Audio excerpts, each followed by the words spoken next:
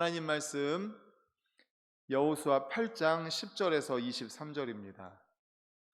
제가 가진 구약 성경은 331페이지 여호수아 8장 10절에서 23절 말씀입니다.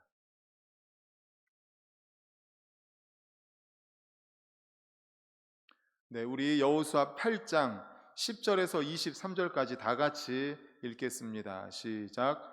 여호수아가 아침에 일찍이 일어나 백성을 점호하고 이스라엘 장로들과 더불어 백성에 앞서 아이로 올라가매 그와 함께 한 군사가 다 올라가서 그 성읍 앞에 가까이 이르러 아이 북쪽에 진치니 그와 아이 사이에는 한 골짜기가 있더라.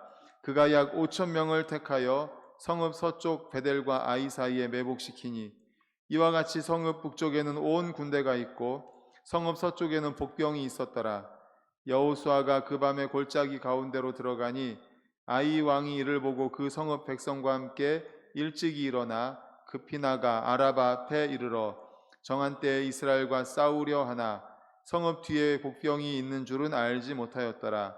여호수아와 온 이스라엘이 그들 앞에서 거짓으로 패한 척하여 광야 길로 도망하매 그 성읍에 있는 모든 백성이 그들을 추격하려고 모여 여호수아를 추격하며 유인함을 받아 아이 성읍을 멀리 떠나니 아이와 베델의 이스라엘을 따라가지 아니한 자가 하나도 없으며 성문을 열어놓고 이스라엘을 추격하였더라.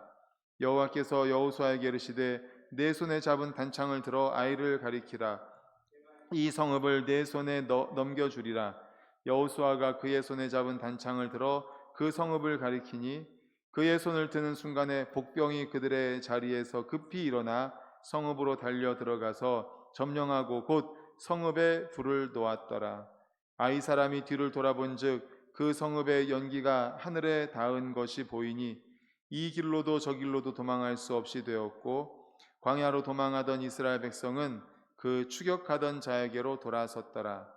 여호수아와 온 이스라엘이 그 복병이 성읍을 점령함과 성읍의 연기가 오름을 보고 다시 돌이켜 아이 사람들을 쳐 죽이고 복병도 성읍에서 나와 그들을 치매 그들이 이스라엘 중간에 든지라. 어떤 사람들은 이쪽에서 어떤 사람들은 저쪽에서 쳐 죽여서 한 사람도 남거나 도망하지 못하게 하였고 아이 왕을 사로잡아 여호수아 앞으로 끌어왔더라. 아멘. 할렐루야. 아멘. 오늘은 여호수아 8장 10절에서 23절을 본문으로 하나님의 타이밍이라는 제목의 말씀으로 함께 은혜를 나누고자 합니다. 말씀 제목 한번 따라 읽어볼까요? 하나님의 타이밍, 하나님의 타이밍. 네. 오늘 본문에 앞선 말씀을 잠깐 말씀을 드리도록 하겠습니다. 이제 8장 1절부터 1절부터 오늘 본문 앞절까지의 말씀이 지난 말씀인데 아이성 전투에서 한 번 실패했던 이스라엘에게 하나님께서 위로와 용기를 주시는 말씀입니다. 1절에 보면 두려워하지 말라, 놀라지 말라, 그의 땅을 다 내 손에 넘겨주겠다 이렇게 말씀을 합니다. 이렇게 자비와 사랑으로 당신의 백성들에게 위로를 주시기 원하고 용기를 주시기 원하는 바로 그 하나님 앞에 나와서 우리의 상황을 낱낱이 고할 수 있기를 바랍니다. 그러면 위로하시고 용기를 주시는 주님께서는 위로와 약속의 말씀으로 우리에게 용기와 소망을 주실 줄로 믿습니다. 아멘. 여호수아에게 그렇게 위로하셨던 주님, 용기를 주시고 약속을 주셨던 주님은 또 지금도 살아계시고 우리에게도 그렇게 하실 것입니다. 그리고 이어서 여호수아가 하나님 말씀에 따라 전쟁에 참가할 이스라엘 백성들에게 작전 지시를 하는 겁니다. 어떤 작전인가 하면 바로 매복 작전입니다. 아이성 군사들을 유인해서 이제 전쟁에 그들 아이성 군대 앞에 가서 이제 전쟁을 시작을 하는 거예요. 그러면은 그쪽에서 공격을 해오면은 못 이기는 척하면서 도망을 가는 거죠. 그러면 아이성 사람들이 저것들 봐라, 지난번에도 공격했다가 졌고 이번에도 또 도망가는구나 하고 성문을 열고 쫓아 나올 거라는 거죠. 그러면 그 옆에 매복해 있던 군사들이 아이성에 들어가서 아이성을 공격해서 왕을 죽이는 이런 매복 작전에 대해서 설명을 합니다. 아이성 사람들은 처음에 1차 아이성 전쟁 때 이스라엘 백성들이 졌지 않습니까? 아이성이 이겼잖아요. 그래서 자신감에 차 있기 때문에 유인 작전에 쉽게 빠질 것이라고 여호수아는 생각을 했습니다. 그 아이성 백성들의 심리 상태를 정확히 알고 있었던 거죠. 자만심에 빠져 있을 것이다. 그래서 지피지기면 백전백승이다 라는 말이 있죠. 나를 알고 적을 알면 백전백승이다. 그러니까 지금 이스라엘 백성들이 자신들을 아는 거예요. 지난번에 한번 졌기 때문에 이번엔 정말 잘 준비하고 해서 매복 작전을 통해서 그렇게 적을 이길 수 있겠다. 그리고 그들은 지금 자만심에 빠져 있기 때문에 우리가 지는 척하고 도망가면 쫓아 나올 거다라는 그 적의 심리 상태를 알고 있었던 거죠. 그러므로 우리도 항상 우리가 믿는 하나님에 대한 지식을 알고 우리가 날마다 싸워야 되는 영적 전쟁터 이 세상에 대해서 알고 우리의 악한 사단마귀, 우리가 대적해야 되는 악한 사단마귀를 알 때에 지피지기, 그러므로 말미암아 백전백승, 날마다의 삶 속에서 승리하는 우리 모두가 되시기를 간절히 축원합니다. 아멘. 이제 오늘 말씀으로 이어지겠습니다. 오늘 본문에서는 이제 지난 말씀, 이제 매복 작전, 여호수아가 백성들에게 매복 작전에 대해서 설명을 했지 않습니까?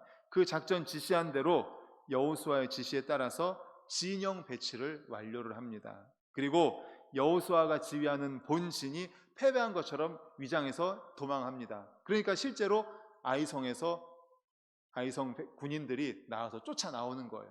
그래서 매복 작전에서 승리하게 되는 그런 전체 과정이 오늘 본문 말씀이었습니다. 먼저 두 가지로 살펴보려고 하는데 10절을 보면은 한번 10절을 보십시오. 여호수아가 아침에 일찍 일어나서 백성을 점호했다라고 말을 합니다. 점호했다는 것은 소집된 병력을 확인하고 전쟁의 채비를 갖추고 일체의 점검 행위를 하는 것을 말합니다. 이제 모든 준비가 다 되었는가 철저하게 준비를 하는 거죠. 확인을 하는 거죠. 여호수아가 아이성 전투에 임하기에 앞서서 매우 주도 면밀하고 치밀하고 정확하고 철저하게 준비했음을 알 수가 있습니다.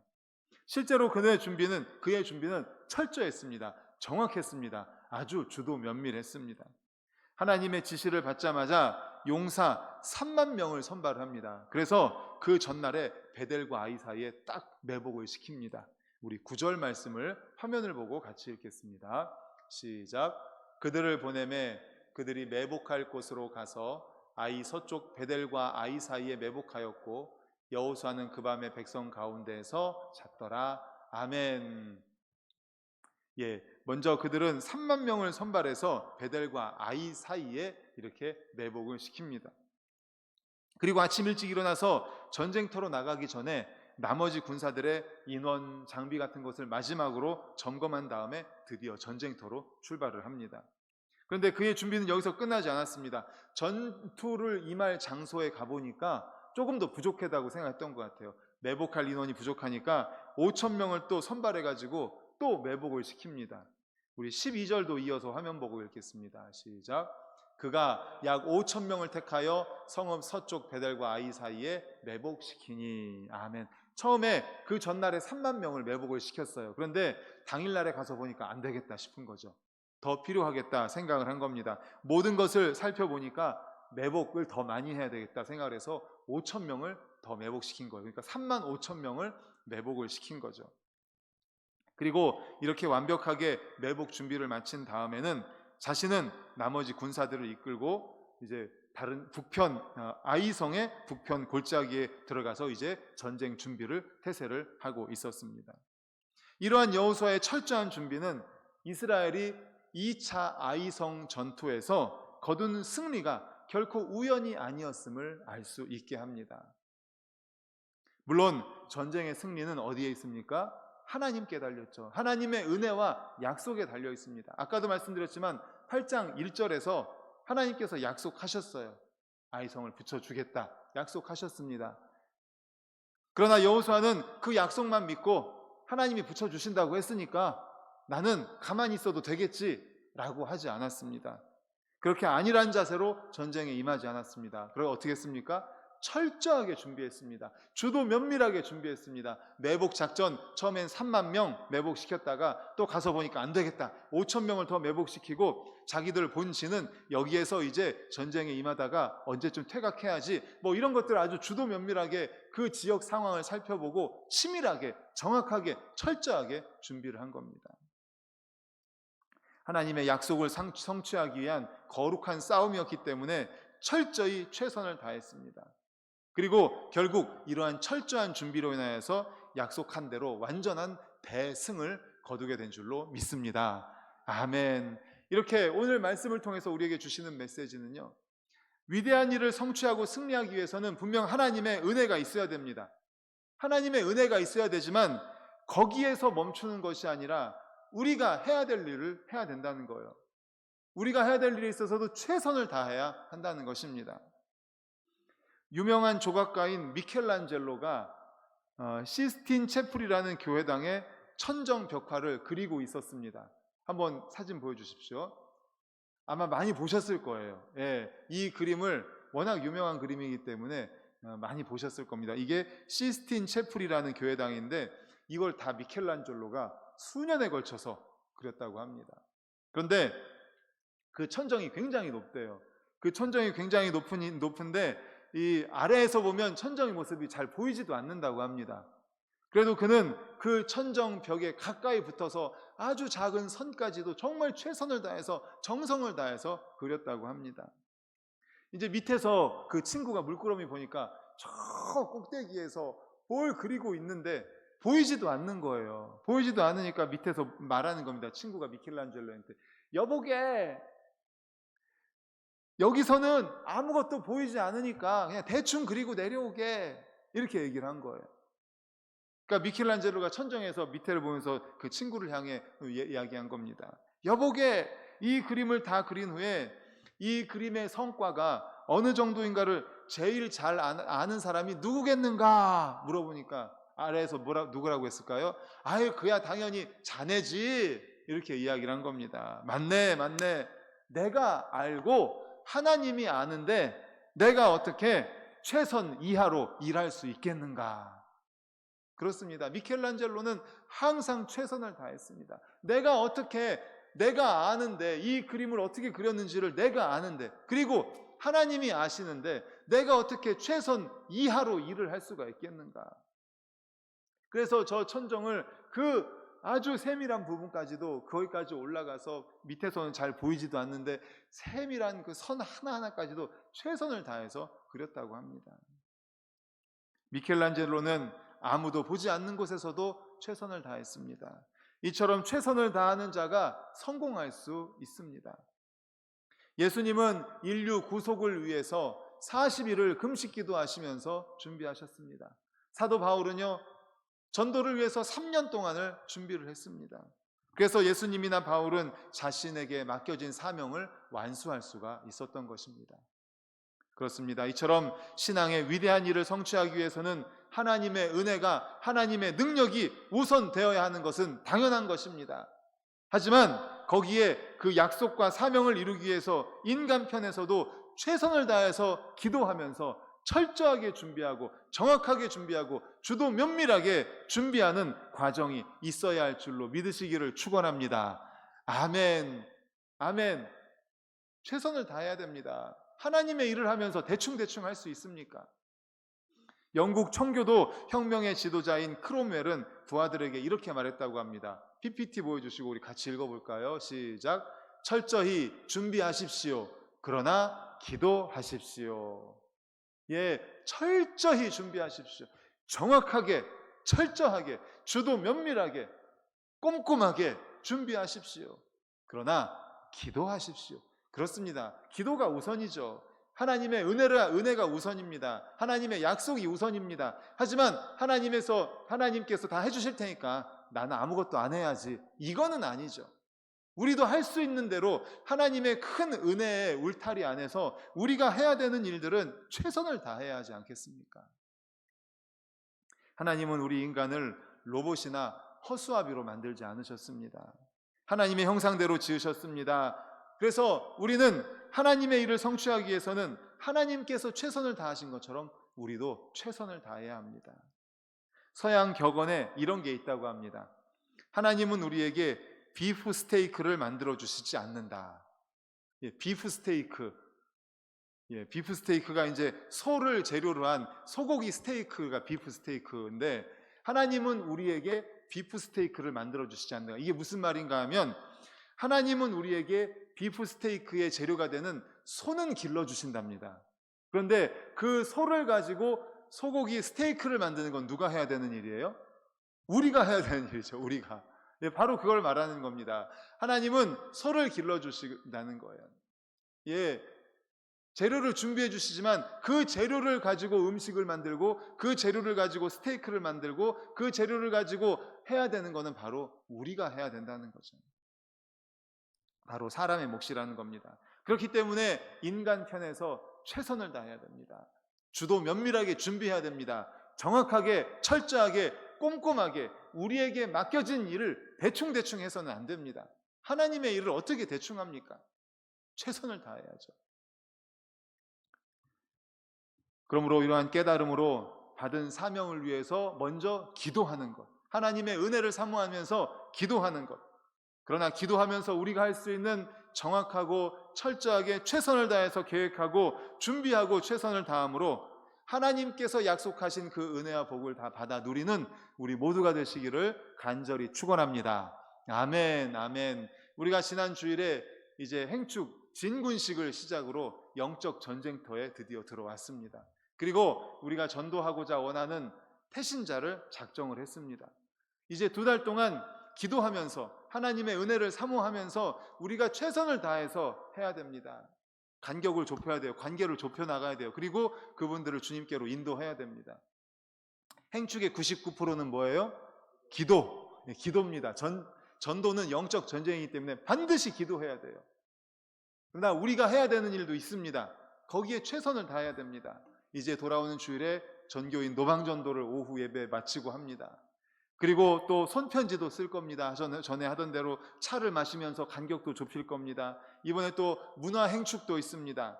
또 식탁 추억 만들기, 간증, 전도와 영적 전쟁, 대청소하고 초대장을 전달하고 하는 우리가 해야 되는 그 실행 지침이 있어요. 주일 실행 지침, 주중 실행 지침. 기도하면서 최선을 다할 수 있기를 간절히 소망합니다. 99% 기도지만 우리가 해야 되는 1%, 하지만 그 1%도 최선을 다해서 준비하고 치밀하게 계획하고 주도 면밀하게 철저하게 정확하게 행함으로 말미암아 우리가 잉태한 태신자들을 주님께로 인도하고 복음을 들려주고 그들을 구원으로 초청하는 우리 모두가 되시기를 간절히 축원합니다. 아멘. 이렇게 철저하게 주도 면밀하게 치밀하게 여호수아는 준비를 했습니다. 이제 전쟁에 드디어 이제 매복 작전이 시작이 되었습니다. 그리고 협공 작전으로 아이성 군대를 전멸시킵니다. 우리 18절 말씀을 화면을 보고 같이 읽겠습니다. 시작. 여호와께서 여호수아에게 이르시되 네 손을 잡은 단창을 들어 아이를 가리키라. 내가 이 성읍을 네 손에 넘겨주리라. 여호수아가 그의 손에 잡은 단창을 들어 그 성읍을 가리키니. 아멘. 이제 전쟁 중에 여호수아에게 손에 들은 단창을 아이를 딱 가리키라고 말을 한 거예요. 그러면 명령과 함께 그 성읍을 여호수아의 손에 주시겠다는 겁니다. 이게 무슨 말인가 하면은 하나님께서는 여호수아에게 그 순간, 바로 그 순간에, 전쟁 중에 바로 그 순간에 단창을 들으라고 했을까요? 바로 그때 아이성을 주시겠다는 약속의 말씀을 왜 반복하셨을까요? 그것은 바로 그 순간이 매복작전을 시작해야 되는 순간이라는 겁니다. 매복해 있던 35,000명, 바로 그때에 돌격하라는 거예요. 물론 그 전에 우리가 읽지 않았지만 앞에서 본신이 나아가서 이제 전쟁을 시작을 한 거예요. 그 아이성에서는 또 저들이 또 왔구나 하면서 뭐 화를 쏘겠죠. 여러 가지 하겠죠. 그런데 이제 이스라엘 백성들이 도망을 가는 거예요. 이제 안 되겠다 싶어서 도망가니까 저것 봐라, 지난번처럼 또 도망가네 하고 이번에는 성문을 열고 그들이 쫓아 나오는 거죠. 그리고 때가 되어서 하나님께서 여호수아에게 명령해서 단창을 들었을 때 그때 매복 작전을 시작하게 하는 겁니다. 하나님께서는 이 전쟁의 모든 과정을 지켜보시면서 가장 결정적인 순간, 이 아이성 안에 있는 군인들이 얼마만큼 나왔는지 모르잖아요. 그리고 얼마만큼 있는지도 잘 모르기 때문에 우리는 모르지만, 여호수아와 그들의 군대는 모르지만 하나님은 그것을 정확하게 알고 계시기 때문에 그 결정적인 순간에 하나님이 알려주셨을 때 매복 작전을 시작해야만이 확실한 승리를 거둘 수 있다는 것 아니겠습니까? 하나님께서는 아이성 사람들을 어디까지 유인해내야 되고, 그리고 어느 순간에 공격을 해야 되고 어느 순간에 진격을 해야 되는지 그것을 정확하게 알고 계셨던 것입니다. 만일 이 전쟁을 여호수아 이스라엘 백성들에게만 맡겼다면 그들은 정확한 타이밍을 알지 못해서, 시기를 놓쳐서 많은 사상자를 내면서 힘든 전쟁을 할 수도 있었을 것입니다. 우리는 이 상에서 한 가지를 깨닫게 됩니다. 그것은 바로 만사에는 때가 있다는 것이죠. 그리고 하나님의 약속이 성취되고 그 영광이 가장 크게 드러나는 때는 바로 오직 하나님만이 정확하게 알고 계시다는 사실 기억하시기를 간절히 축원합니다. 아멘. 왜냐하면 우리는 제한된 눈, 제한된 시각을 갖고 있어요. 시간도 그렇고 우리가 볼 수 있는 것은 또 겉으로 드러나는 것밖에 보지 못하지 않습니까? 부분적으로밖에 보지 못하잖아요. 그렇지만 하나님은 전체를 보고 계십니다. 영원 전부터 영원 후까지를 보고 계십니다. 우리가 보지 못하는 중심까지도 보실 수 있는 분입니다. 그러므로 우리 하나님의 때, 하나님의 타이밍을 믿으시기를 간절히 소망합니다. 아멘. 어디서 우리가 가장 좋은 예를 볼 수 있는가 하면요, 요한복음 11장입니다. 요한복음 11장에는 죽은 나사로를 살리는 우리 주님의 이야기가 나옵니다. 나사로가 죽어가고 있었어요. 나사로는 우리 주님에게 너무나 귀한 친구입니다. 나사로에겐 두 명의 여동생이 있었어요. 누구죠? 마리아와 마르다. 나사로가 죽어가고 있었어요. 오빠가 죽어가니까 예수님께 가서, 예수님, 우리 오빠가 죽어가고 있어요. 빨리 좀 와주세요. 고쳐주세요. 그런데 예수님이 바로 왔어요? 바로 안 왔습니다. 바로 안 왔어요. 이틀을 더 지체하십니다. 그리고 심지어 장례가 끝나고 나흘 뒤에, 죽은 뒤 나흘 뒤에 오신 거예요. 그러니 사람이 시체가 썩어가지고 냄새가 나는 그런 때였습니다. 이것을 보고 마리아와 마르다는 울면서, 왜 그때 오셔서 고쳐주시지, 왜 지금 죽은 뒤에 오셨습니까? 울면서 그렇게 이야기를 합니다. 주님께서 그렇게 사랑하시던 나사로를 그때 오셨으면 죽지 않았을 텐데, 사람들의 원망을 들으면서까지 왜 지체하고 이제서야 오셨을까요? 그 이유는 병든 자를 고쳐서 살리는 것보다 죽어 부패한 시체를 살림으로써 더 큰 하나님의 영광이 드러나도록 하기 위함이었다는 사실을 믿으시기를 축원합니다. 아멘. 그렇습니다. 병든 자를 살리는 것보다, 병든 자를 고치는 것보다 죽어서 나흘이나 돼서 냄새가 나는 바로 그 사람을 살렸을 때 얼마나 하나님의 영광 받으시겠습니까?